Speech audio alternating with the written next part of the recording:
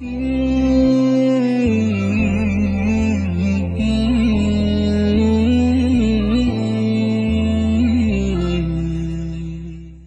الله الرحمن الرحيم. الحمد لله والصلاة والسلام على رسول الله. اللهم افتح لنا أبواب رحمتك وألحقنا بالصالحين. اللهم علمنا ما ينفعنا وانفعنا بما علمتنا وزدنا علما وفهما في الدين.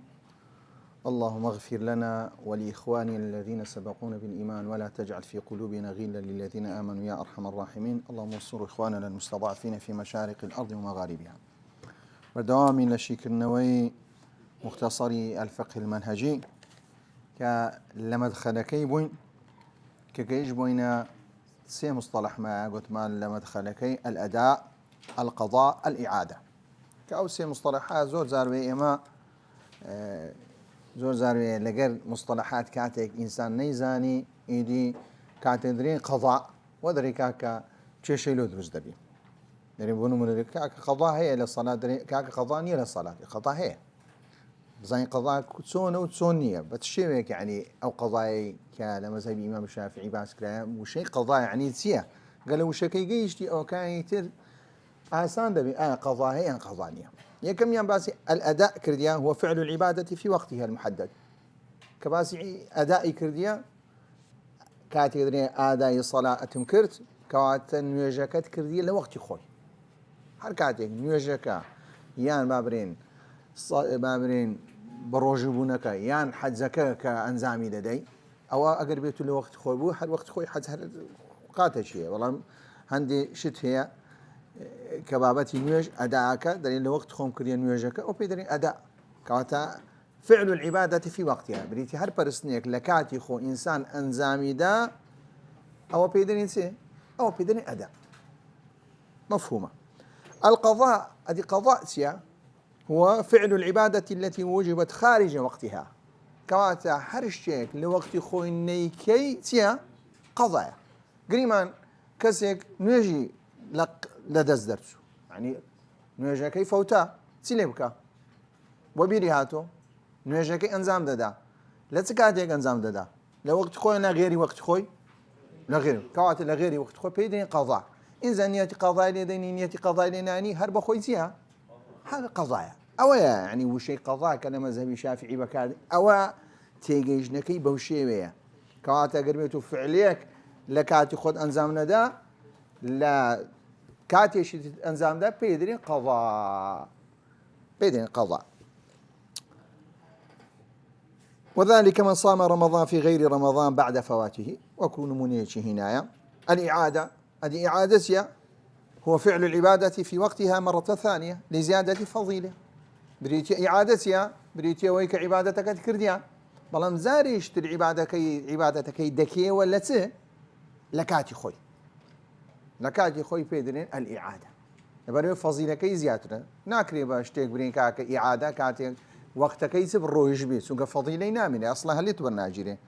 لا سونك تو أداء تكرديا نابي برين قضاء يستاك إعادة إذا كان بنية قضاء شتي نابي إلا قربيتو كسكا نوي وديار كد دس نيجي نبو هنجي أصلا نيجي كميسيا هر قبول نبو كواتي أصلا نيجي دوم دكا لخارجي وقت نيجي كيسيا بيدرين قضاء أذا نيتي قضاء ديني نيتي قضاء ديني أو بابة الشيدية أو بابة الشيء كواتي أو دوشان أو سيوشان الأداء القضاء الإعادة بريتي بولوي أداء نيجي كا بأمر عبادتك لكاتي خوي قضاء بري عبادتك لدروي وقت خوي إعادة بريتيتيا سلنا برسنك دوبارة دكيوا كلكاتي خوي لبر أوي دبي يعني حزيك تبي لبر أوي فضيليش هبي بوي دوبارة كسر نيجي با منفردي كرديا استدست شوي نيشي نيجي بس دكا كمالا كسر بجماعة دكا أجدي لجريان سدكاتوا نيجي كيس اللي دكاتن دوبارة دكاتوا كوات لبر أوي فضيلي زياترة فضيلي جماعة زياترة لا فضيلي منفرد أو ما تخليش كتبوا لسرسي لسر أو مصطلحاني كزور دوباره دبنو لو كتابي ده وكو باس معك قلت مان بيميسا أو مصطلحانات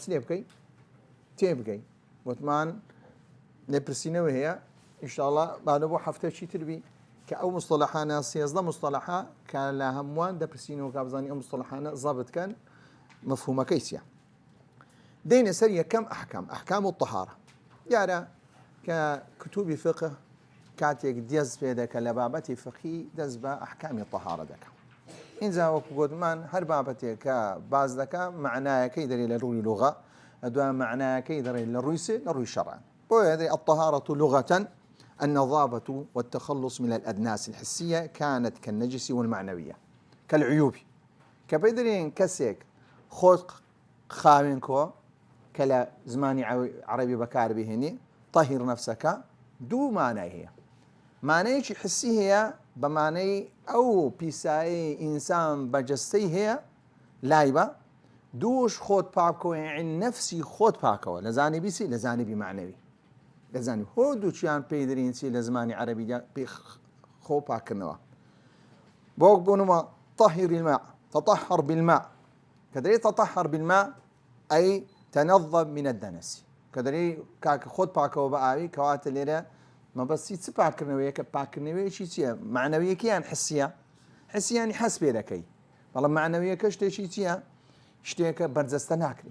برزستناكري يعني دري تطهر من الحسد يتطهر من الحسد بس بكم يعني بابتي شيء بابتي شيء معنوي خود باكو لوي كإنسان لنا وضني نبي حسن نبي. والطهارة شرعا فعل ما تستباح به الصلاة. طهارة فعلك كاريك دبتوه هوي أوي كان يجد لبو حلال دبي يجد لبو تيا أو ما في حكمها يعني أوي حكمي نواجهها زورش مان هي لباشوي دين كاك ببيدس نوشتي اساكبون مطواف ببيدس نوج ناكري ونيا كواتا كاتي كسيك دس نوج لشوا لبو أوي دبوي طوافي لبو حلال سبكا حلال بك بتواني طوافي بك أو لرويسي بقوية فعليك كاريك إنسان ديك لبو أوي نوش كرنك لبو خوي حلال بك يعني هر شتێک هاوشێوەی نوێژە لە حکمی نوێژە لە بۆ خۆی سلێ بکە لە بۆ خۆی حەڵال بکە. بۆنمە لە مەزهبی شافعی ناکرێت کەسێک دەست بکاتە مصحف لەبەرەوەی چێ ئیلا دەبی چی هەبی نوێژی هەبی کاتێک کەسێک دێ دەست نوێژ دەشوە لە بۆ ئەوی قورئان بخوێنی کەوا دەیهەوێ حەلال بکە لە بۆ خۆی چ دەست بکاتە چی دەست بکاتە قورئاندا. حکمة تشريع الطهارة چەند خاڵێکی باز کردیە ئایا مەبەستی أو بابة حكمة كسية يكم استجابة شتيشي فطرية كإنسان حزين لباكو خاوينية حزين لنظافته هروها يكك المحافظة على كرامة المسلم دبتهوي أو ككرامة إنسان مسلمان المحافظة على الصحة دبتهوي أو كإنسان تندرستي كما بابتانا أقربته بسريع إلى سنة الروين براس دبي هر روجي سنبري بخوينين هر زاري دادا نشين دبي هش بر لوي تبريه دەبی بخوێنرێت بۆیە ئێمە ناتوانین هەموو نەسەکان لێ بکەین هەموو نەسەکان بخوێنەوە. بۆیە یەک لەوانە کە بواری چ بوو باری تەندروستی بوو هەروەها یەک لەوانەی کە بۆ ئەوەی لەبەردەم خوای پەروەردگار ئینسان ڕاوەستی بە شێوەیەکی چ بە شێوەیەکی پاکە. دێنە سەر بابەتەش المياه التي كإنسان المياه ئەو ئاوانەی کە ئینسان دەتوانی خۆیان پێ پاک بکاتەوە خۆیان پێ بکاتەوە تاکەشت کە لەسەر زەوی کە خاوێن دەکاتەوە پاک دەکاتەوە بریتە لە چ ئاوە ئەوەکانی پیسایی لا دەبن بەڵام لە پاش سابوون کاتێک بەکاری دەینی سابوونی بەکاردێنی لە پاش سابوونی بسیش بەکاربینی دەبی ئایوە ئەو پیسایەکەی لا دەبە بەڵام نەبوویتە خاوێن بوونەوە پێویستە چ لێ بکەی ئای پێداکەی. ئینجا بابەتی تەیەموم ئەوە تەیەموم بەدیلی چییە بەدیلی ئاوە بەڵام بەدیلێکی چییە بەدیلێکی هەتاهاتاینێ بەدیلێکی چییە کاتیە بۆیە ئاو کە سەرچاوەی سەرەکی چییە کە خۆ پاکردنەوە بۆیە هاتیە جەمع المياه جەمع ماء یەکەمیەوە وهي ماء السماء ئەو ئاوانەی کە ئینسان دەتوانی لە بۆ خۆ پاکردنەوە بەکاریبێنی یەکەمیان ئاوی ئاسمان هەر ئاوێک لە ئاسمان بێتە خۆ ماء البحر ئەوە دیارە ئاوی دەریا ماء البئر ئەوە بئرە و ماء النهر أوج ديارة ماء العين ماء الثلج وكل ذلك بدليل شهوي بديل لسيا وأنزلنا من السماء ماء طهورا هر آويك لآسمان بيت أخواري السرساوكي بقريتو لبو آسمان أول شيء بس سروش جي خوي منيتو چونك أو سروش جي خوي هي بقي على صفاته لسر صفاتي سي منيتو لسر صفاتي أو منيتو أقل صفاتك تيكتو بۆ نمونەت و ڕەنگێکت تێکرد ڕێکاکە ئەوە بۆ چێ بۆ شەربەت یان دەرێکاکە ئەو ئاو نەما ئاو نەما چونکە شتێکی دی لەگەرچی لەگەر تێکەڵ بوو بۆیە ئەنزەلنا من السماء ماء طهورا وينزل عليكم من السماء ماء ليطهركم به هەروە کاتێک پێغەمبەر صلى الله عليه وسلم لما كان لآوي بحر ماء البحر كاتي سياري لدكري هو الطهور ماؤه الحل ميتته ئەوەش کەواتە دەلالەتە کە ئاوی دەریاش چیە پاکە لە بۆچی لەبۆ ئەوەی کە ئینسان دەستنوێژی بەکاردێنێ ئەوە وەکوەوەی کە ئەقسامی میای باس کرد کە لە پاشەوەی دێ تەقسیمێکی تر دەکا ئایا ئەو ئاوانەی کە ئێمە دەتوانین خۆمانی پێک بکەینەوە بۆیە باسی ئەقسام المیاهی کردیە ئەو زارێ تەقسیمەکە بەعتیباری چێ بۆ ئێعتیبارەی ئایا ئەگە ئاو صیفەتی گۆڕە صیفەت پیسایەتێکی کەتێ یان بەکار ماهینە ئەو ئاوانە هەر یەکە چەند ناوێکی خۆی هەیە الطاهر چێ المطهر بریتە المطهر طاهرة لەگەر چێ مطهریشە ئەو دووچە اسم فاعلە ئەیجان لە ثلاثی وەرگیرایە طهری وەرگیرایە المطهریش الطهرەی وەرگیرایە کەواتە پاکە و چیە پاکەرەوەش یعنی هەم بەخۆی پاکە هەم دەتوانێت چش بکە بەرامبەرەکەشی چ لێ بکە اینجا دەستنوێژی پێ دەشوێ قاپی پێ دەشوە زیچ پێ دەشوە دەبتە هۆی چێ دەبتە هۆی خایم بوونەوە وهو الماء المطلق الباقي على وصف خلقته التي خلقه الله تبارك وتعالى عليها بس أو جورا أو إذا كاك الطاهر المطهر أو آوي شيء ببي مطلق يعني ببي أو يبرين ماء الشمس يا ماء الورد يا ماء التفاح يا آوي برتقال يعني يا برين آوي شفتي يعني آونيا كذا أو آوي شفتي كواتا سمان ده صفة يجمع أو صفة كواتا قيد ما كرت زورا آوي كآوي شيء آوي شفتيها بلان قد من أو بتنيا وشيء أما مكارين أو وشيء مطلقة يعني آوك هي صفة شي نبي هي صفة لأنها مجرد سبي آويك بي تزور آويك لسر صفتي خوي ما بيتو قرآن كاري بس أنا هذه قرآن كاري بس الرد ده يانبوني ده قوري ونيا يعني تامي ده قوري راي رجلوري أو صفته هي توا أو صفته تتواني أو صفته بس ريداهات دەتوانی بڕیاری لەسەر دەدەی کە چ جۆرە ئاوێکە ئەو ئاوە کە لە وەرگیرەیە وەکو دیارە کە بۆ دەێن طاهر و مطهرە ئەوکو ئەو کەسەی کە دێ کە لە عرابیەکە دێ لە مزگەوت ئیدی قەزای حاجەتی خۆی دەکە لە پاشەوەی پێغەمبەر صلی الله عليه وسلم ئەمر دەکا کە چی لێ بکەن دۆرکە ئاوێک یان دەلوێکی ئاو بەسەری دا بکەن هەتا چی لێ دەکات کەواتە خاوێن دەکاتەوە ئەوە لەوەی وەرگیرەیە کەواتە خاوێن دەکاتەوە ثانيا الطاهر المطهر المكروه أو زاري خاونة خاونيش دكاتو بلام باش نية وكو باس ما كردو زور مكروه ما نبو مكروه هيشي تنزيهي مكروه هيشي تحريمي ونيا أو مكروه ليرة بازك إن شهانة تنزيهية مكروه كسي تنزيهي يعني كسكا كأجر بيتو كرديشي قلنا أحبارتيها قلنا أحباران لا تحريمية كيسي لبي قلنا أحبار دابو هو الماء المشمس بريتيو آوي كبروج قرم كرا بوا أو ديارات صفته هي أن يكون ببلاد حارة يا كم صفة كأو آوي بعد بو آوي دوتري آوي مشمس لشوينك ناري كأو كقرم يجبي أقرب يتوزيه كا حار نبي قرم نبي إن زي استعك خو هولي ريش قرمك عك أو زار بدكات سندي زور برز دكتور يعني جواكا قورايا جواكا سي قورايا والله بس أقرب يتو بس الروسية أو قرم دبي لبي أنا أقرب يتو شيرتين بي والله تأثيرينية بويدا أن يكون ببلاد حارة مرز هي كأو آوي كقرم دبي لو شوينا نبي لو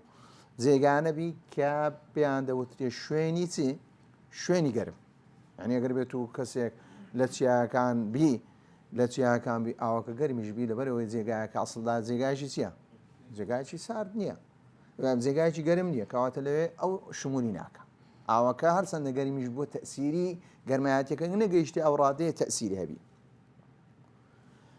أن يكون موضوعا بأواني من طبيعة غير الذهب والفضة كالحديد والنحاس دبي لناو كباولين شتيك بي كأوشتا يعني وەکو ئاسن یان زیو ئەوانە کە لەوانە دروست کرابی ئەوانە چییە؟ ئەوانە تەسیری دەکەن بەڵام وەکو زێر و زیو ئەگەر بێت و لە ناوی دابی تەسیری لێ ناکە هەر چەندە گەرمیش بی هەر چەندە گەرمی مەبەستەکە چییە؟ مەبەستەکە کە کاتێک ڕۆژ لێ دەدا ئەو ڕۆژە گەرم دەبی ئەو ئاسنەش چییە؟ لەگەری چی لێ دەبی؟ لەگەر کارلێک دەکە کارلێکی کیمیایی دەکات لەوانەیە ئەو تەغیرای بەسەر چ دێ بەسەر هاوکێشەی ئێشتوئۆکە بێ گۆڕانکاری بەسەر خودی ئاوەکەی دابین وڵا ئەمە ئەسپێنەکەی ئاوەکە گۆڕانکاریی بەسەدابی یان لە ناو مسی دابێ کە لەگەری تێکەڵبی ئینجاوەکانی ئێستاکە هەموو چییە؟ هەمووی ئەو بابەتەنە ئیلا ئەگەر بێت و ئەو تەنشانە ئەگەر بێت و تەمەشا دەکەین لایلۆنیش هەتا ئێستاکە لایلۆنی سەلماندرایە کە بە هەمان شێوەی تەفاعل دەکە لەگەر چێ؟ لەگەر ئاو تەفاعل دەکە لەگەر ئاو صیفەتی ئاوەکەچی لێ دەکە ئاوەکە دەگۆڕی بۆ دەنێکا کە مەکرۆهەکە لە ڕوویسی لە ڕووی سەحەت و لە ڕووی بابرین تەندروستی چاکنی ئینسان کە بەکاربێنی أن يكون استعمال في البدن الآدمي ئەگەر بێت و ئیستیعمالەکە چ بوو وەلەو مەیتەن ئەگەر بێت و حیوانیش بوو کە ببتە هۆی ئەوەی کەواتە لێرە دەبینی ئەوی بەکارهێنایە کە ئاوەکە بەکارنانی لە بۆچی لە بۆ ئینسان باشە یعنی ئەگەر بێت و لۆ شوشتن و لۆ قاب و قاچاق و لۆ بابەتانە بوو هیچ کێشەی تێدا نیە بەڵام ئەگەر بێت تەسیری لەسەر حیواناتیش بوو بە هەمان شێوەچی لێ دەکەی ئەوە مەکروهە ئیستیعمالی بکەی و بەکاری بهێنی یەک لەو شتان دەرێن کاکە دەبتە هۆی چی ئاخیرەکە دەبتە هۆی کە بەڕێکی اینجا لەوان کاریگەری هەیە ئاوی بابرێن ئەو ئاوە ئەگەر بێت و لەگەر ئەو ئاسنەوە یا ئەو مەسەی تێکرد بوو کەواتە ئەوە گوتمان چییە پاکە و پاکەرەوەشە بەڵام چییە مەکروهە الطاهر بەڵام چییە غەیر مطهر ئەو جارێ هاتین کە پاکە بەڵام چ نییە پاکەرەوە نییە وهو الماء القليل المستعمل في فرض الطهارة كالغسيل والوضوء بريتيا لو آوي كإنسان بكاري دهيني بون منتو يستاك أهو دكي أو كتي لدي يعني تخواري تشتشي لبداني أو كي بقريو بيت لبكي بيبو دستي بيسلمني أو دستي سلبكيو أو دستي بو آوي كدي تخواري أو بيدري ماء مستعمل يعني دستنو يجي شوي أو كسي دي تخواري أو دبته مستعمل دبته آوي شي آوي شي بكارهاتو باشا والدليل ما رواه البخاري وكدريان لا عقيل فتوضأ وصب من وضوءه عليه بودرين كاكا أو كباكا البروي باكا في غمر صلى الله عليه وسلم كاتي كات جابر دريه من نخوش بوم كاتي السرداني كن في غمر صلى الله عليه وسلم بو شويتي آوي بدستي وبو اي آو كاتي لسدستي إنسانا بو آوي تي بو بكاري ما في غمر صلى الله عليه وسلم بيدا كرت كواتا آو كتيا آو كباكا بلام لبو باكروتيا باكرونيا چونکە ئاوەکە بەکار هاتیە لە بۆچی جارێک بەکار هاتیە کە جەسمی ئینسانی سێکردێ پاچ کردو کە پاچی کردەوە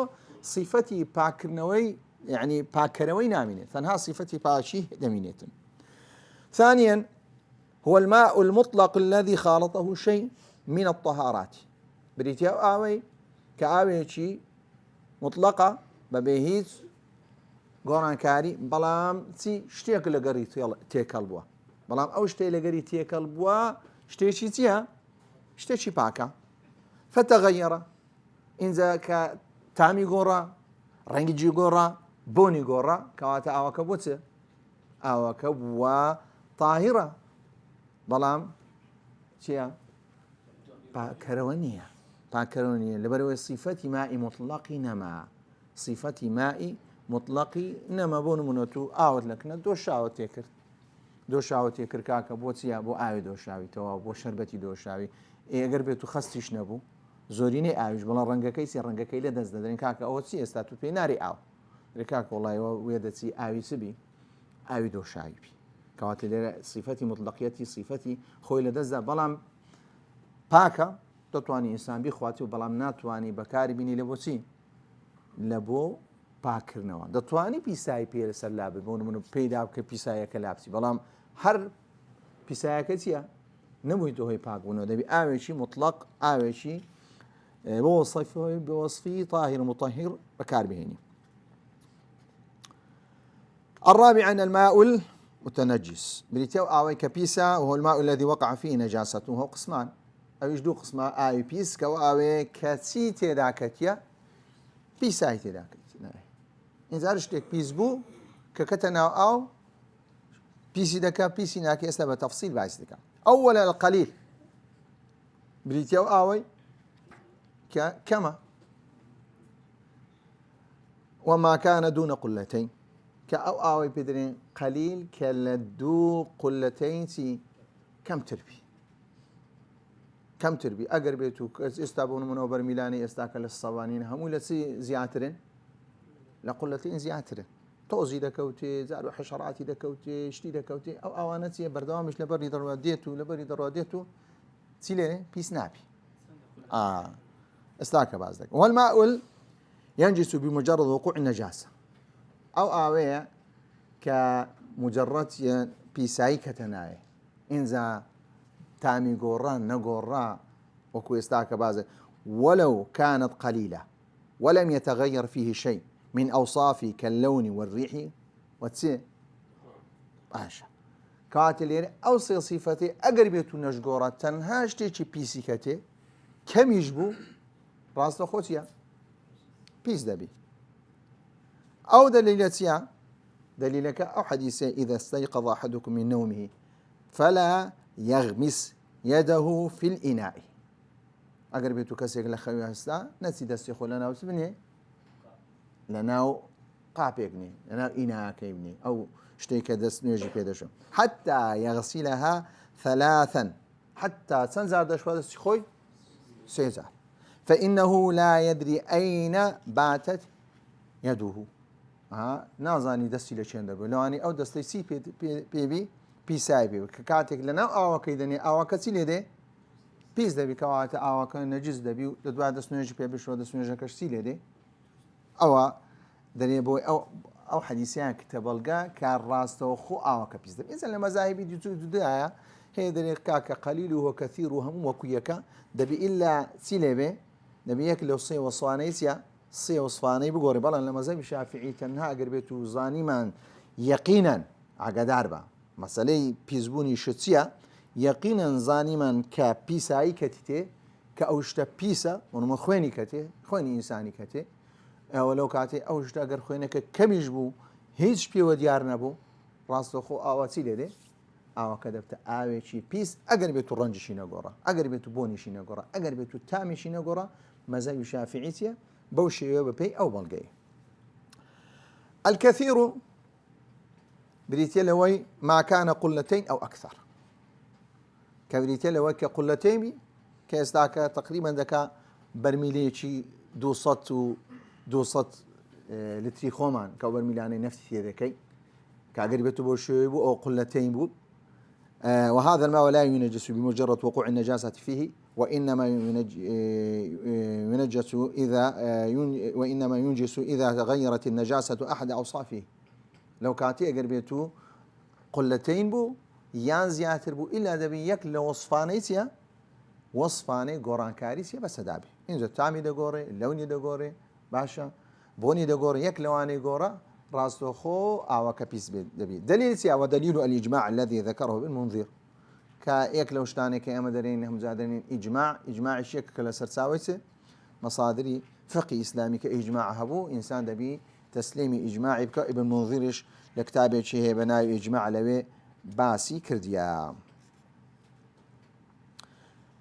لو أنا شهانيان دطوانين بكاري بيني لو صار أوانا يكميان باكا وباكرويا باكا وباكري وبلا مكروها باكا وباكروانيا أجدو زوربو أوي شي تبو نقر أوي بيزدا أو كي دطواني كبكاري بينين لبو هم باكا وهم باكري وشان نوعي سنما نوعية كمدومة بلا مع كراهة النوع الثاني بلا نوعي دوم سيتي دا كراهيتي دا كإنسان زور زاري يستاكا له ليري كهاوين هذا يعني تەنچەکان هەن گەرم دەبن ئینسان ناتوانانی خۆش لەبەر ینی بستەبەری ڕاستەخۆ چی دسمیسی لێ دەکا دەستێنی یان نا ئەوکە دەیستێنی ئەزە هەولێرەوە گەرمبی دەبی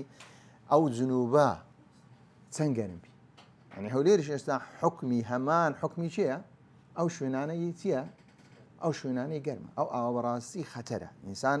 هەوڵ بدە کە ئەو ئاوا زستانان خەڵک دەتشتی لێ دەبەسی ئەتو هاوینەوەرە کاکەشتی لێ بەسڵاتە ئەو ڕۆژە تەسیری لێ نەکەن چونکە لەسەر زمی ئینسانی چییە تەسیری خۆی دەبیتن ئەمە نەوع ثالث کە نەوعی سێم ئەوە گوتمان چییە پاکە بەڵام پاکەرەوە نیە ئینسان دەتوانی بیخوا بەڵام ناتوانانی لە بۆ خۆ پاکردنەوە بەکاری بهێنی هەرچەندە لە مەزاهیبی تر ئێستا کە مەزهەبی ئیمام ئەبوو حەنیفە هەتا باسی دۆشاوی کرایە بۆ لای دۆشاوی کرایە هەندێک شت هەیە اختلافێ لە مەزاهیبەکانی تر کە بەڵام لە مەزهەبی شافعی ئەو سیفەتەی لەدەستدا ڕاستەوخۆ ناتوان ئینسان بەکاری بینێت لە بۆ خۆ پاکردنەوە پاکە دەتوانی لەوانەیە شەربەت بیبی خۆیە بەڵام ناتوانانی بەکاری بینی لە بۆچی لە بۆ ئەوی دەستنوێژی پێ بشۆی لەوانەیە ئەگەر بێت و شتێکت بەدەست هەبی بپسی بینی بپسی خۆ دەست خاوی نکاتەوە لەوانەیە بستڕیەوە هیچ پێوە نامینی بەڵام بە دەستنوێ شوشتن بە بپسی چییە دەکرێ ناکری باشە ناکرێت لەبەرەوەی پاکەرەوە چییە پاکەرەوە نییە ئەمە ئێستاکەەوە تێگەشتنی پاکەرەوەنی پیسایی لادە بەڵە پیسایەکەی لادەوە بەڵام نابتەوە هۆی ئەوەی نوێژەکە لە بۆ چ لێ بکە نوێژەکە لە بۆ حەلال بکە ڕاستە شتەکان هەموو لێ دەکاتەوە خاوێنیش دەکاتەوە دەستت کردە دەستی کەسێکیش دەستت پیس نییە تازە پیسایەکەی چ لێ کرد بۆی دەرین کاکە هەندێشتمانی ئیزالەی نەجاسەت دەکا بەڵام چ لۆ ناینی حەلالی نوێژەکە لە بۆ حەلال ناکە ئێستا هەندێ بابرین سابوونی سائیلی سابوونی سائیل بەکاربینە نیە پاک دەکاتۆیانە لە ڕووی پیسایەکە گەر بەدەستۆی پیسایەکە لا دەبیانە بەڵام دەتوانی بەوی دەست نوێژ بشۆی بریوەڵە کاکە بە کلێنسی تەر دەست نوێژ دەشتم کلێسە تەڕەکە بەسەرچای خوددامی ئەوی دابینی ئەوە تەڕەکەیان نا ئەوە بۆنی تێدا بوونەکەی گۆڕای ڕەنجی گۆڕایە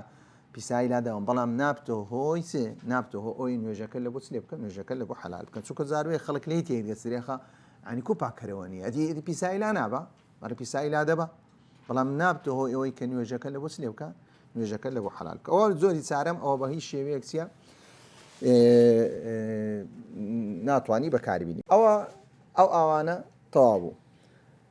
ئەوانی یەک لەو ئەحکامانەی کە باسی چۆنیەتی بەکارهێنەی قاپ و قاچاق و ئەو باباتانەیە کە حکم استعمال أواني الذهب والفضة كبهم الشيء يحرم استعمال أواني الذهب والفضة في جميع وجوه الاستعمال بهم الشيء أواني كأقربت له زي روزيو لبو بيا وجني وكويكا همان حكمه زي روزيو لتصل قاب وقاصا لبو جنو بياويزيا وكويكا بمنو كسي يقول والله قاقل لبروي افر الزيري لبردك كواتا تطواني قاب وقاصا غير زي شهبي لوخي بكار بيني او بكار هنانا بكار هناني زي روزيو بهيش شيء دروسنيه نلو لبو بياوي نلبو جني نلبو او كسي ك عقلي هي نلبو كسي بعقله نلبو كسي تكليفي لسنه نلبو تكليفي لسنيه استعمالي بهيش شيء دروسنيه كلوانا بكار بهيني أوج ديارة حديثك رونو أشكايا لا تلبسوا الحرير ولا الديباجة ولا تشربوا في إناء الذهب في آنية الذهب والفضة ولا تأكلوا في صحافها فإنها لهم في الدنيا ولنا في الآخرة يا باسي ذهب والفضة كرديا أواني كرديا باسي أواني كرديا راس تخو حديثك رونو أشكايا شمولي همك سيدك إن زاد سر حكم استعمال الأواني مضببة كبري أقربيتو قابك معنا أو قابات زي شيشكا هاتمان سامان كردو بس بزي روزيو سامان كردو باشا أو كي كبا زيرا يحرم استعمال ما ضبب بالذهب مطلقا سواء كان ضبة صغيرة أو كبيرة أو كي بزير كبينة دكري استاکە وەکو ئۆکانی دەبین زۆر زارەیە دەستیان دە شوێنی دەری وڵای کاکە خەتەکەی چییە خەتێکیان لێ دەزێڕە ئەو هەلە بۆ جوانی هەرنابی ئەو ئیستیعمالە کاکە یان ئاو زێر و ئەو بابەتانە ئینسان گرانیشە سعرێکی گرانیشە یعنی ئەوە يحرم استعمال اگر بيتو ضب كريتو بينا بكريتو او كلا وقت خو بينا كريتو كاستاك حديث يشدين كبيغمبر صلى الله عليه وسلم كأنس باز لك ك بلان بتسبوا بوي دبينين إمامي كاللوي لمذهب إمام الشافعي اختلافي بلان إمام نووي دريكا كالوزير نابي هل سند الإمام الرافعي أو أنا قولي ديان هي بزير وزي حامان حكميان دايتي بلان إمام نووي راس تأخذ دريكا كبزير نابي قد كبيان قوربي يعني أقر بينك قوربي قد كبي بلان أقر بيتو بزيبو فإن كان ضبطا صغيرة لغير الزينة جاز لغير زينة اگر بيتو لبو زواني نبو درست اگر لبو زوانيش بو زيوش سيا زيوش درستنيا وإن كان كبيرة لزينة فحرام طالما اگر بيتو قوربو با لغير زينة جاز وإن كانت كبيرة لزينة فحرام وإن كانت كبيرة لحاجة أو صغيرة لزينة كرهه ودليل جواز ضبة الفضة الكبيرة لحاجة ما رواه البخاري تنها باسي ضبي ك پنیکردنەوەی کە پەرداغەکەی پێغەمبەر صلی الله عليه وسلم ئەنەس دەرێ کە من بەخۆم پینەم کردووە لە پاشوی پێغەمبەر صلی الله عليه وسلم ئاوی تێدا خواردەوە بەڵام دەرێکا کە ئەوە چی بووە کە شتێکی گچکە بووە لە بۆ چی نەبووە لە بۆ زینەش نەبووە کەواتە ئەگەر بێت و ئەو حکومە تەنها لەو حالەتی ئێوە کە ئێستاکە هیچ پێویست نییە تو بێ قاپ و قازاقی لێ بکەیت پینە دەکرێتەوە کەس پینەی ناکاتەوە نییە لەو سەردەمەی ڕاستەوخۆ چی لێ دەکا فرێ دەدا ئەدی ئەوە کە ئێستا لە بازاری هەیە وڵای کاکە خەتێکی زێری تێدا خەتێکی زیوی تێدا بە هیچ شێوەیەک دروست نییە چ گچکەبی چ کەمبی چ زۆربی باشە چونکە ئێستاکە هەمووی لە بۆ چییە هەمووی لە بۆچی نییە استعمالی بە هیچ شێوەیەک دروست نییە بەڵام حکم استعمال الأواني المتخذة من المعادن النفيسة غيري أوانا غير الزير والزيو أقرب يتو نفيسيش بي قرانيش بي بابلين كسو كاكا برداخيش دريس كل ألماسي هیچ نەسمان نییە کاکە بری وڵای کاکە پەرداغ لە ئەڵماسی چییە دروست نییە بری وڵای کاکە عیلەکەی لە بەروێ زێر گرام بووە قیمەتی هەبووە نابی وە قیاسی بکەیت ئەو قیاسێکی جودایە بەڵکو ئەوەکەی غێر ئەوانەیە لە هەمووی چییە لە هەمووی دروستە و هیچ شیش تێدا چ ئەلماس بی چ لؤلؤ چ مەرجان بی ئەو بابەتانە دەتوانی کەسێک لە بۆ خۆی دروست بکە و کاکە لە زێر ئەگەر دەتەوێت خۆت وا دەربێ کە هەبوونی بڕۆ کاکە لە ئەلماسی بکە لە لؤلؤی بکە لە مەرجانی بکە ئەوانە چیە ڕێگای چیە ڕێگای پێدرایە حکم استعمال ئەوانی الكفار ئایا دەتوانی قاپ و قازاغی کەسێکی غێر مسلمان بەکاربهێنی يجوز استعمال هذه الأواني دەتوانی بەڵێ ئەوانی چێ بەکاربهێنی فاغسلوها وكلوا فيها دەی شۆی و چی لێ دەکەی و یعنی کە گەوەرت گرت چکە کاتی قاپ و قازاغ لەوانەیە زۆر شتێکی لەوانە بی کە خەڵک هەمووی نەیبووە لە یەکدیان چیە لە یەکدیان وەرگرتی ئێستا کە فەزلێکی زۆر گەورەیە کە ئینسانیەت بەڕاستی بۆ پێشکەوتنەوەی کە بوویتە خاوەنی جلوبەر خاوەنی ئەنواع و ئەشکال سێ ئامراز و لە بۆی خزمەتی بکە بەڵام ئەگەر بێت و بەو شێوەیە بوو ئینسان وەریگرت جیرانەکەی ئەگەر بێت و هەر کەسێک بی کوفار علاقەی هەر شێبی وەکو نان خواردن نییە قاپ و قازاغەکەی وەردەگری چییە دەیشۆی و چییە ڕاستە خۆی یعنی تەمەشا دەکەی ئینسان ئێستا کە یعنی وەر لێ دەکا وەسواس نەبی شریعەتی ئیسلامی کەسێک ئەگەر بێت و خۆی فێرە فقی ئیسلامی کرد واسواسی نامینە لە دەست نوێش لە لە خواردن لەنەوەی قێز و بێزی دەمینێ هیچی نامین چونکە ئەگەر بێت و بە پێش شەرع گوت کاکە ئەو خوای پەروەردگار حەلالی کردیە کە قاپی کەسێکی چ بەکاربێنم کە کافر ئینجا قاپی کەسێکی کافر ئێستا کە خەڵک کۆی لێ هاتێ زارۆی کەسەکە ئین خۆیەتی نخۆشە دەوڵای کاکە نخۆشە بەڕاستی قاپ و قازاغەکانی هەموو جودای دەکات و هەنجی دەژمری و ڕاستەخۆ چی لێ دەکات فرێ دەکە بێزی دێ لە ئیسلامیشدا چەند تەوسیعی تێدایە تەوسیعێکی چەند تێدا یعنی ئەو شتانە هەمووی فرێدانی شت کە ئینسان هەتا ئێستا کە دەتوانی بەکاری بینی دەبتە چێ بە هەدەردانی چییە إضاعة المال لە شەریعە ئیسلامی چیە دروست نییە ئەنواع الطهارة دێنە سەر خۆپاکردنەوە جۆرەکانی خۆپاکردنەوە ئەوە زانیمان ئەو ئاوانە کە چۆنن ئەی ئینسان ئینجا دێ الطهارة نوعان الطهارة من النجس باشە کە دێی لە پاشەوەی یەکەمیان باس کردێ خۆپاکردنەوە لە پیسایی کە هەر شتێک کە پیس بی هەر شتێک کە دەبتە هۆی ئەوەی کە ڕێگا لە نوێژ نەگری هەر شتێک کە وەی لێ کرد کە ئەو بە جسمی ئینسان وەبوو یان بەو شوێنەی کە دەیە نوێژی لێ بکە کە ڕێی لەوێ گرت کە نوێژ بکە ئەو ئینسانە ئەو شتە پیسە وەکو دوو نمونێ هینایە خوێنی هینایە لەگەر پاشماوەی ئینسانی هینایە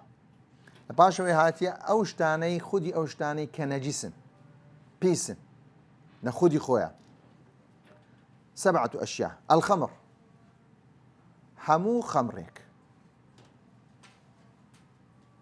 ئەیچیە إنما الخمر والميسر والأنصاب والأزلام رجس خی گەورە بەکاری مینای بەچی ریجسون پیساییە وەنیە هەروە هەر شتێکی کە ئینسان سەرخۆش بکە سیفەتی چ وەردەگری سیفەتی و خەمر وەردەگری کاتێک کە سیفەتی خەمر وەرگرت کاتە ئەو شتەش دەبتە چ شتێکی چییە شتێکی پیسە ئاگادار بە زۆر جارەیە هەندێک بابەتێکە کوحولمان هەیە کوحولی چ کوحولی مادەی کیمیایی لە بۆنی دەکرێت ئەو کوحولە حکمی ئەو خەمڕینی ئاگادار بن ئەو مادەیەکی کیمیاییە دروست دەکەن لە بۆ چی لە بۆەوەی بتوانن ئەو بۆنە چی لێبێ بڵاو ببتەوە یانمەتی ئەو بابەتە پیس نییە باسی خەمر دەکەین کە لە ئەنجامی بۆگەنیکردنی شتەکانە لە ئەنجامی چێ بۆگەنیکردنی شتەکانە الكلب والخنزير ئەو دوانە لە ذاتی خۆیان پیسن وەکو دیارە لە حەدیثەکەی پێغەمبەر صلی الله عليه وسلم هاتیە کە کەسی ئەگەر بێت و سێک هات کە دەوی خۆی لە ناو قاپی کەسێک چ لێ دەکا دەیشواوە نییە کە حەفت جار دەیشوا یەکە چیان لەوانێت چێ بە ئاوە ئاخیرەکەی چێ بە ئاوە ناکری یەکەم بی چووکە ئەگەر ئەوەلەکەی بە ئاو بێگەدی قوڕەکەی لێ بکەین کەواتە لێرە لەبۆ ماوە دیادەکە کە سا پیسە اینجا مەزەبی شافعی سەی بە شێوێژی گشتی هەموو جسمی چی لێ کردیە هەموو جسمی پیسە هێ مەزەبی وەکو ئیمام مالیشمان هەیە دەرێت تەنها چێن دەری پیسە تەنها ڕەبتی کردیە چێ ڕەبتی کردیە بەدەو هەروە ئەلمەیتەتۆ هەر حەیوانێکی مردوو هەر حیوانێکی مردوو کە خوێنی تێدایە جگە لە ئینسان باشە هەر حیوانێکی مردوو کە نەکوژرایتەوە گوتمان مردوو دیارەعنی چییە کە بە حیوانێکە گەربێت و مردیش کوژراوە پێی نارێ مردوو مەیت نییە حرمت عليكم الميتة وبوي وردجي بوي ورجرا ويدخل في حكم الميتة ما ذبح على الأنصاب هر شتێکی لە بۆ ذاتی خوای پەروەردگار نەکوژراوە لە بۆ ئەسنام کوژراوە ئەوش بە هەمان شێوە حکمی چییە حکمی مەیتەیە حکمی مەیتەی وەردەگری ئینجا هاتیە ئیستیسنایەکی کردیە لە چی لەو سێ شتەی کە باسمان کرد یەکەمیان مەیتەة الئینسانی ولقد كرمنا بني آدم إنسان بيس نابي بمردنا كشيدا والثاني والثالث شيا بريتيلا ماصي ولا قرسه لقر كله أو أناش همان سيان حمام حكم يعني أنا دشخرين بمرديج الآخرين الدم السائل ومنه هروادين سرجوري سارم كبيسة كخوين أو خوينيتيا سائلة يعني ديتا سي ديتا داري کاتێک دێ حیوانی دەکوژێنەوە خوێنەکە چی لێ دێ دەردە هەروەها چێمیش بە هەمان شێوێ حکمی چێ هەیە حکمی خوێنی هەیە ئەوەش بە سۆژ ئەو دەمەن مەسفوحن ئەو لەحمە خنزیرین دەم ئەو خوێنێکە بڕوە بەڵام ئەو خوێنێکە ئێستا کە دەبین و زۆر جار دەستی قەسابی خودی گۆشتەکە کە خوێنی پێوەیە بە جسمی ئینسانیش بکەوی پیس نییە و هەروە ئینسانیش دڵانی چی لێ بکە خۆ گۆشتەکە چی تێدایە خوێنی تێدایان نەبای هەندی هەر تێدایە أو خوينا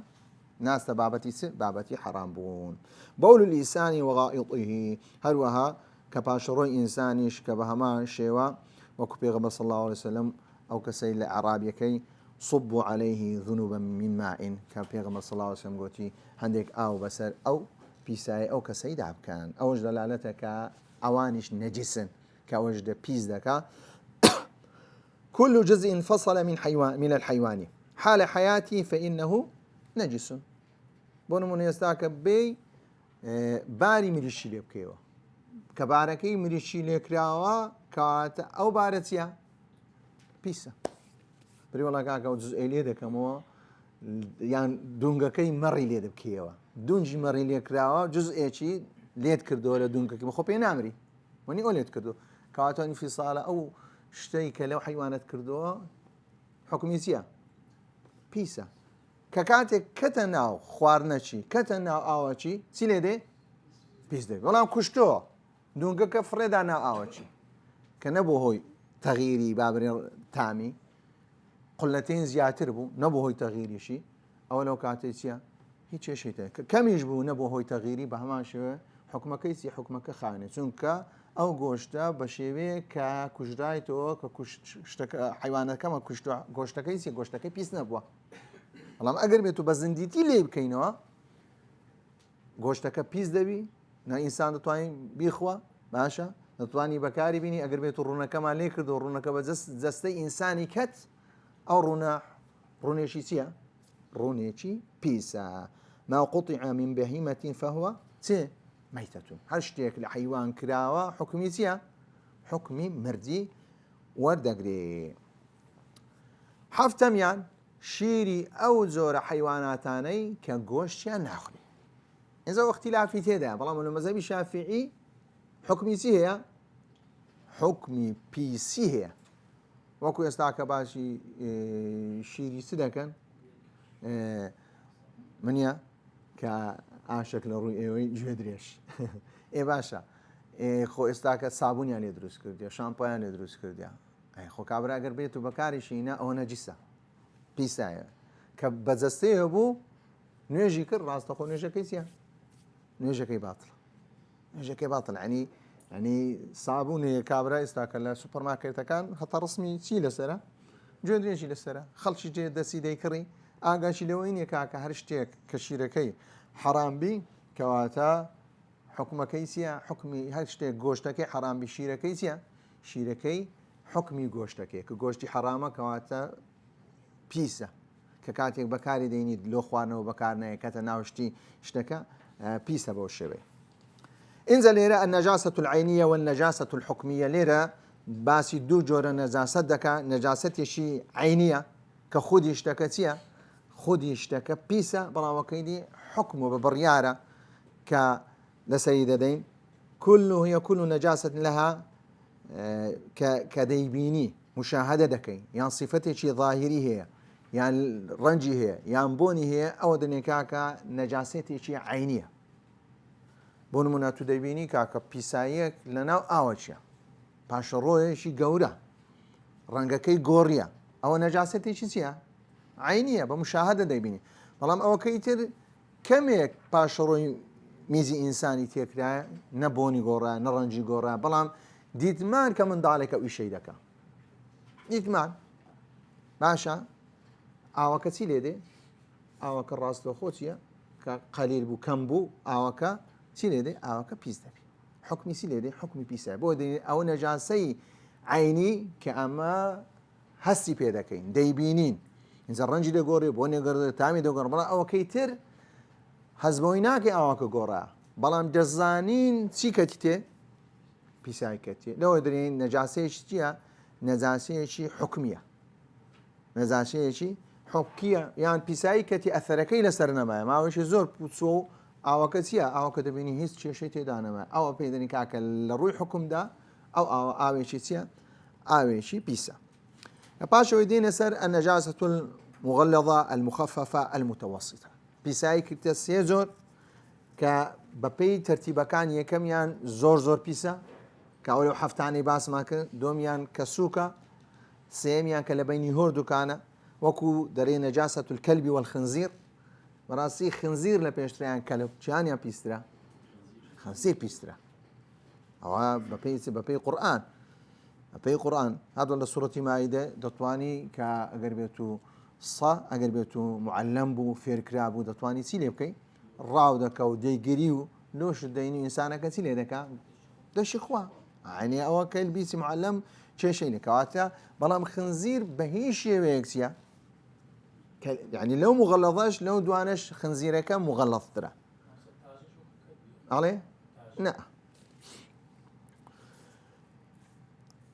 دەرێ ولوغ الكلب والخنزير قياسا خەرچەندە حەدیسەکە باسی سەکرا بەڵام دەرێ ئەگەر بێت و خنزیریش ئەگەر بێت و بەو شێوەی کە قاپێکی بەکارینە هەمان حکم لە ڕووی پاکردنەوە هەمان حکمی چی وەردەگری هەمان حکمی سەی وەردەگری هەمان حکمی سەی وەردەگری پێویستە ئەو ئینسانە بە 7,000 بیشوە کە جارێکیان بە ئاو بێ. النجاسة المخففة وهو بول الصبي الذي لم يأكل إلا اللبن بريتيا لو منداڵی کە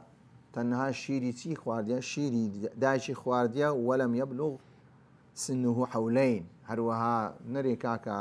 دوو شەرتمان شەرتەکەی یەکەم چییە کە تەنها شیروی دووەمیشیان نابێت لە 2 حەول زیاتر یعنی ئەگەر بێت و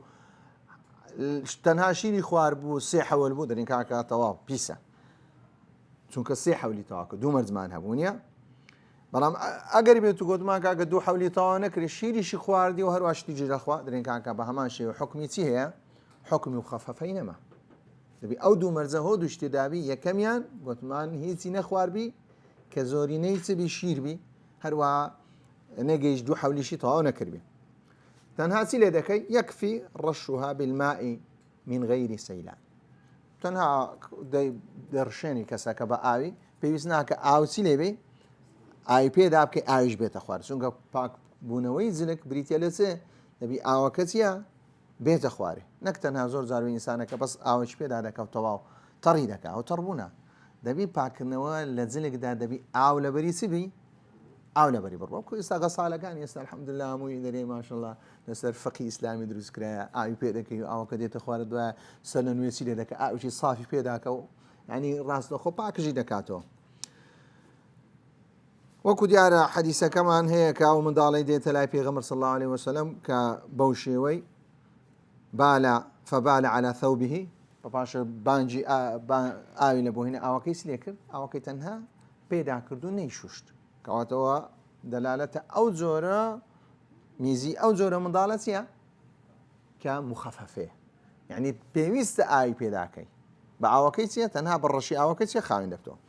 النجاسة المتوسطة وهي غير الكلب والخنزير أو كي دمينيتو أو السيانة ليه بدربينه كلب وخنزير نجميزي من دالشي كدو صالي تاوانا كريبي تنها شيريج بخوا أوش مخفف أبو أو كيدي هموتيا همو توسطية لناوان ديا كأوش بيوسيا هميان بلام هميان قلت ما هميان تي هي هميان يك حكمية حكمك تي أوا لروي زلك خو ئەگەر بێت و میزی ئەو منداڵە گچکە کە تەنها ئاوێ چ لێ دەکەی ئاوەکەی ئەو پیسی دەکە ئەوە حکومەکە پایوەندی بە چه هەبوو بە جلکە بەڵام ئەگەر بێت چونکە جلک پەرت ناکە بەڵام لەنا ئاو پیسایەکە چ لێ دەبی پیسایەکە پیس دەبی. كيفية التطهير من النجاسات دەی باسی چۆنێتی خۆپاکردنەوە باشە لەو پیسایانی کە ئێستا کە باسمان کرد المغلظة المخففة المتوسطة. التطهير من النجاسة المغلظة وهذا وكديارا كأوتنها بشوشتني حفزارة يكشيان بوانا بسيا بآوا هرشتيك صفتي مغلظة يورقد صفتي مغلظة بريتيا لوي دبي زوري بشوي زور شوشنا كسند حفزارة حديثي دشمان هي سيشاتي بلام ليرا أو كي سابد وسنده أو كي سابد ولمذهبي إمام النووي لمنهاج ثابت يكرد حفزارة يكلا ونشتيا بآوا آخر كشي بآوا. التطهير من النجاسة المتوسطة وهذه النجاسة إنما تطهر إذا جرى الماء عليها وذهب بأثرها بريتي أو زور متوسطة كبريتي لوي بآو بلام تزور آو تنها أو بيدا كردنا دبي آو لسريتيا أو لسري بروا بني بطانية كتير وبطانية خوتنا ترناكي دبي تەڕی بکەی ئاوەکەی سلێ بکەی ئاوەکەی ڕادەی کەواتە پیسایەکەی لێ جودا بکەوێت چونکە پیسایەکە گە پیسایی لەسەربی تەنها تەڕی بکەی پیسایەکە چی لێ دێ پەر دەبی بەڵام ئەگەر بێت و ئاوەکە ڕادە 2-3 زۆر زارەیە کە بەکاردێنرێن بسمیلی یەکەم بسمیلی دووەم بسمیلی سێ بسمیلەکە یعنی سێ ئەو بسمیلە یعنی کاکە پیسایەکەی چ لێ دەکەین جەڕەیان الما ئاوەکە لەسەری بڕۆ هەتا پاک ببێتەوە ئەگەر بێت و دیتمان بە چاو دیتمان کە ڕەنگە کە ڕۆی کەواتە ئاوەکە ئەو شتەی شوشتیتمان چیە خاوێن بوویتەوە ئەثەرەکەی نەما زۆر جاروەیە هەندێک بابەتەیە کە ئەثەری ناڕوەکو خوێن بڕێک بە زەحمەت دەڕوە بەڵام خوێنیش ئەگەر بێت و ڕەنگەکەی بڕێک بەرەو کاڵی چوو لەو کاتی چیە چونکە تەنها بە ئاوی ناڕوە خوێن تەنها ئەثەرەکەی دەڕوە بەڵام هەر ماکەش پێوە دەمێنی ئەو ماکە دەتوانانی مادەیدی بەکاربیێنی ڕاستەوە خۆخایی دەکاتەوە و هیچ کێشەی تێدا نابی. باش تطهير جلود الميتة غير الكلب والخنزير باسی خاوێنکردنەوەی چ دەکات پیستی شتێکی مردوو گوتمان مردوو بە خۆ چییە پیسە بەڵام جلودی مردوو پیستی حیوانێکی مردوو هەر چەندە مردیش بی بەڵام پیستەکەی دەتوانیت لێ بکەین پیستەکەی دەتوانی خاوێنکەینەوە ئێستا مردووە پیسە بەڵام پیستەکە لێ دەکەینەوە لە پاشەوە پیستەکەمان لێ کردەوە چی لێ دەکەین دەین دیباغی دەکەین کە عەمەلیەیەکی ئێستاکەش لە هەرێمی کوردستان هەیە کە قاش و شتی زۆر چاشی لێ دروست دەکەن و لە پاشەوەی چەندە کە بەکاری دەهێنن ئەو بۆنە و ئەو چەوراتیە و هەتا هیچی دەکەنەوە طریقەی نوێش ئێستاکە کە خاوێن بۆ کە ئەسەری تەڕاتی نەما هیشک بۆ ئەو دەبتە هۆی چێ ئەو جلدە دەتوانانی ئینسانەکە بەکاری بینی هەرچەندە لە ئەسڵدا حیوانێکی چ بوو حیوانێکی مرد ئینجا حیوانی مردوو هەمووی پیسیان چ لێ دەکرێت پیسیان خاوی دەکرێتەوە تەنها دووش لێ بەدەرێ کە بریتە لە چ بریتە لە سەو بەراز کە بە هیچ شێوەیەک خاوین نابیتەوە. بعض ما يعفى عنه من النجاسات ئەو شتانەی کە دەبتە هۆی ئەوەی کە ئینسان لی معفووە رشاش البول البسيط الذي لا يدركه الطرف المعتدل بريتيا أو بشكمي زي كإنسان هسي بيناكا كذبيني زوزار بپیدەکەوی کە کاتی ئینسان دەستەر سەر ئاو دەست بە جسمی دەکەوی بە پێی دەکەوی بە گۆری دەکەوی بە جێش دەکەوی کە هەستی پێ نەکرد ئەو زۆریان چیە معفووە بەڵام ئینسان کە زانی ئەسەرەکەی یعنی هیچ شوێنی دیار نییە زۆر وردە ئەوە زۆرانەیان چیە كانت النجاسة مغلظة أو مخففة أو متوسطة هرچی هانی بوو ئینسانەکە چیە لێ چیە لێ معفووە دەبینی ئینسانی فێرەسی دەکات فێرە ئەوەی دەکات کە خۆی تووشی سنەکە تووشی وەسواسینەکە. اليسر من الدم والقيع والدم براغيث ئەوانە هەمویان کە ئەو خوێنانە کە خوێنێکی کەم چ ئینسانی بی چێمێکی کەم لەسەر زمی ئینسانی بی یان دەبینی قێچێکە کە ئینسان دێکوژی خێنەکەی قێچێکە باشە ئەو بابەتانە یان پیسایی چێ نەمیم کە پیسایی مێش کە ئینسان مێش لەسەر جسمی ئینسانی هەردەنیشی پیسایی دەکات بەسە تو هیچ هەست پێ ناکەی ئەوەش ئینسان لەوانش چییە لەوانش چییە معفووە دم وقيح الجروح ولو كان كثيرا ئەگەر بێت و خوێنی زۆر و هەروە چێمی زۆریش بەڵام ئینسانەکە بریندار بوو شريطة أن يكون من إنسان نفسه بەڵام مەرزە چێمەکەی خۆی بی خوێنەکە خوێنی خۆی برینی خۆی بنەکە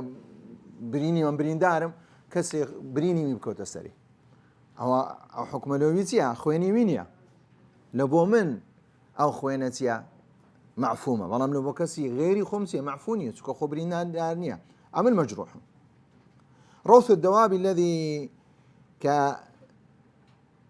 ئەو حیواناتانەی کە پیسایەکان کە دەبینین ئێزە پیسایە ئەو حیواناتانەی کە گۆشتیان دەخورێ کە بە هەموو شێوەیەک چیە پیساییان چییە لێ معفوو ئینساندا هەرچەندە ئەگەر بێت و بێزەستەشی وەنووسە ئەوە هەمان حکمی چی هەیە هیچ کێشەی تێدا نیە وەکو دەبینین ئەو ئافرەتانەی کە حیوانات توشتی دەدۆشن چیان لێ دێ لە کای دۆشین دە پیسایان بەدەستی وەدەبیاننا پیسایان بە دۆستەی وەدەبی هیچ کێشەیان تێدا نیە ئەوە معفوونە لەسەر ئەو شتەی رطب السمك في الماء ما لم يتغير هەروەها پیسایی تەیر و تاری بە هەمان شێوە کە دەبینی زۆر زار و ئینسان دەڕۆ پیسایشی دەکەوتە سەر ئێرە ئەو پیسایانە چیە هەمان حکمی چیە لەوانە ئینسان هەمووی تێدا چیە هەمووی تێدا معفووە هەروەها کە کاتێک دەبینی کەسێک کە جەزارە کە بریتە لەوەی کە قەسابە ئەو خوێنەی کە بە دەردەپەڕی کەمە ئەوەش بە هەمان شێوە تێدا چیە معفووە دەم الذي على اللحم يعني ئەو خوێنێ لەسەر گۆشتە بە هەمان شێوە معفووە فمن الطفل متنجس بالقي أو من ذلك درشته ودوي بيس أويش إنسانسيا أقرب يتو كدسي شيري داشي درجري ومن ذا درشته صار داشي سيدا داتي هردو ميل دو دمي درشته داشي شيري داتي أوش تداتي تدا معفوة هروا أو قرو ليتيك لزادو بان هي كلكاتي باران أو بابتانا إنسان تداتي تدا معفوة. الميتة التي لا نفس لها باشا أو حشرات كبحموشي وكان حسن بيس يجبي كبسر زست إنسان دار دقر يعني إنسان كشتي بيسا شوينة بزست إنساني ومعه أوانش همو تيداتيا أوانش همو إنسان تيدا معفوة وكجارة أو معفوة إذا وقع الذباب في إناء أحدكم لو حد يسوي الجراية كبيب خواري الدواء بهن ودري كواتسيل دك إنسانك أو سيل دك أو كيد أخواته كواتا بيسي كريان بيسي نكر كبيسي نكر كإنسانك تيدا معفوة. إن شاء الله درس شديد يبدأ سر الاستنجاء وآدابه. وصلى الله على محمد وعلى آله وصحبه أجمعين.